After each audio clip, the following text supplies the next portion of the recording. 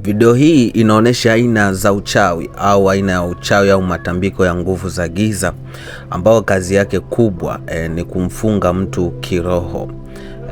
Mara nyingi huhusishwa na mila za kuharibu, kulipiza kisasi, kufunga au kumiliki mtu au kumlazimisha mapenzi au mahusiano kwa nguvu. Vipengele vikuu vya video hii tutaenda kuangazia hasa kichwa cha mnyama ambaye anaonekana kama mbuzi.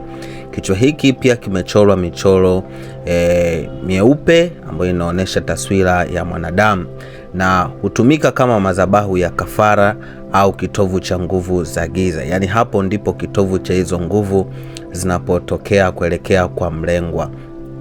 Masanduku hayo unayoyaona kama vijeneza vidogo vidogo vinawakilisha kifo, kuzika au kufunga hatima au biashara au uhusiano au uhai wa mtu fulani ili asifanikiwe au apate mateso ya kisaikolojia, kimwili na kiroho. Mishumaa ya rangi nyeusi unayoiona hapo hutumika haswa katika kutia mikosi, mabalaa au kuharibu, au wakati mwingine hutumika mishumaa mekundu ili kumshinikiza tamaa kali ya kimwili au kingono ya nguvu za giza. Unashangaa unamtaka mtu kwa nguvu bila sababu yoyote.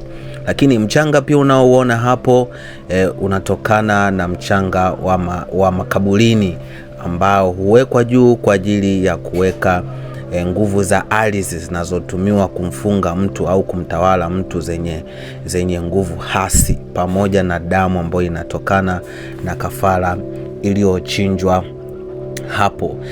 Hivyo huu ni mfano halisi wa kazi nzito ya kiroho inayolenga kumfunga mtu kifikra, kuzuia mafanikio yake au kumtawala kwa nguvu za giza. Kujilinda inawezekana kabisa ukipata miongozo maalum ya kiroho na nyota yako, pamoja na kufuata taratibu nyingine za kiroho.